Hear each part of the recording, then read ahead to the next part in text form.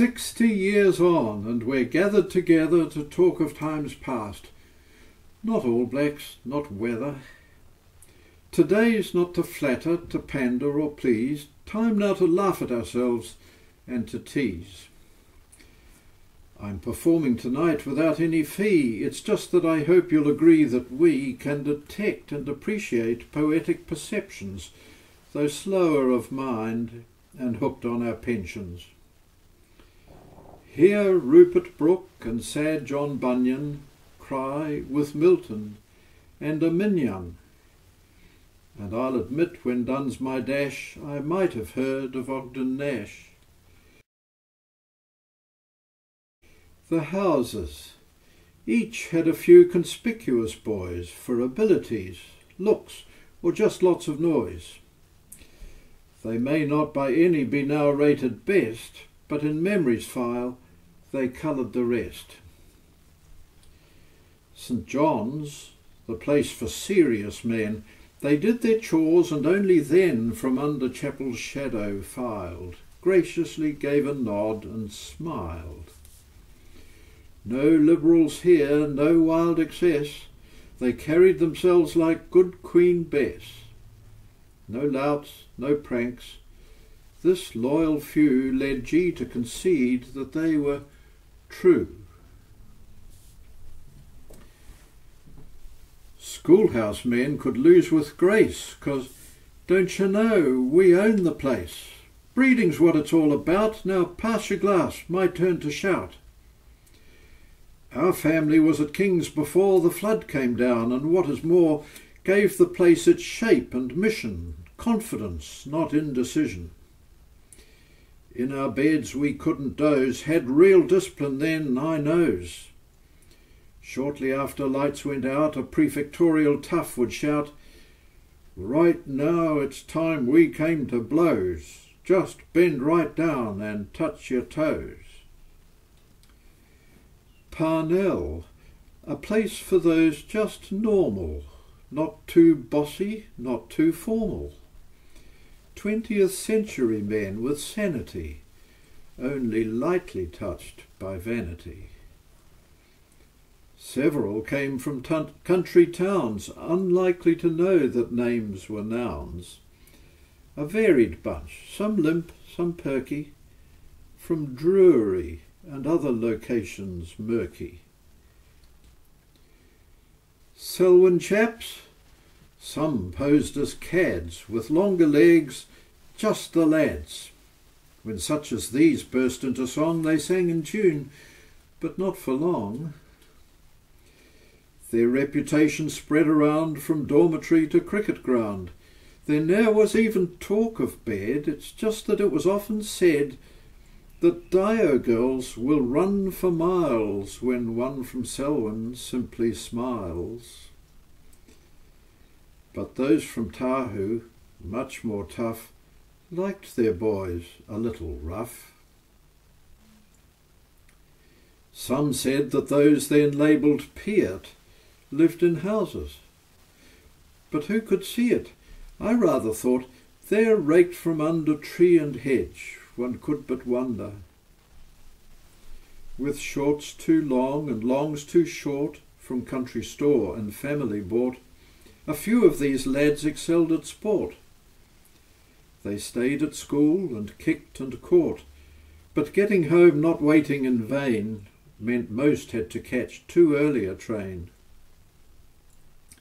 One of their number, in scholarly way, like a mole in the ground, not up making hay, uncovered truths that led on and on, to show that Maori came from Taiwan. His work was a triumph, a race well run.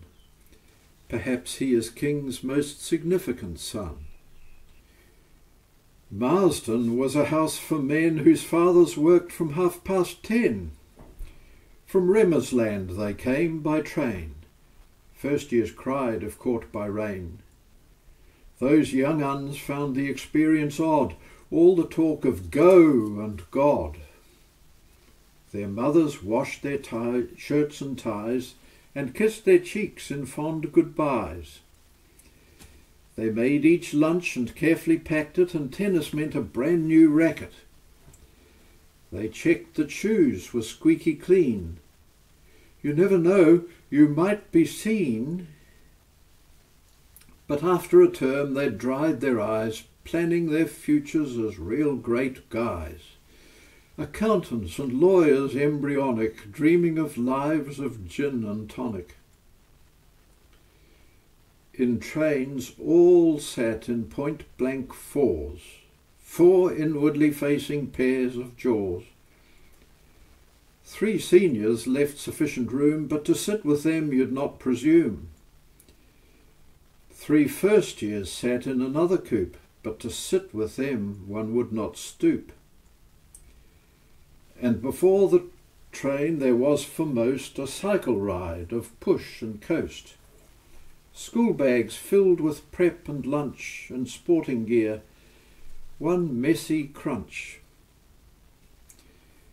And every house had a few more modern, with mothers just a little sodden, with Pims and such in Mission Bay, who found their children in the way.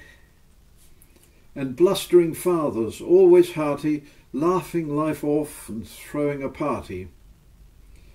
But that was true of just a few, overall a motley crew. In every house a pride of prefects dealt with real and imagined defects. Remember Bumptious, in glances and hints seen everywhere then. I've not seen him since. And every house had its sensitive boys who dreamt of achievement, not dollars and toys.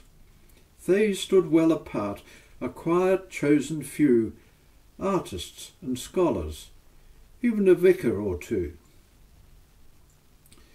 Lawyers' boys and farmers' sons, cows and crops, not high country runs. They learnt to listen to those who would say, "Don't follow home, find your own way." The best of them all had the deeper ambition to serve and to give, just as a Christian, to colleagues, family, and all on the way, in work and in pleasure, both with and without pay. Old classrooms. Old classrooms played on in injury time, hosts to the petty as well as sublime, to the permanent smell of chalk and of boy, to drudgery, boredom, and occasional joy. The battalion. Monday was battalion day, a time for discomfort, not learning, not play. Muscular sergeants disparaged and cursed, quivering privates dying of thirst. We'd march up and down along the same route in prickly tunic and blistering boot, rehearsing a replay of World War I with brassoed buttons and a funny old gun. Perhaps we were vaguely honouring the past with the same dull thought, this surely can't last. The Glee Club. The Glee Club welcomed a variety of sorts, singers and actors, scholars and sports. Simple plots with music attired, sadness, gladness and laughter sired.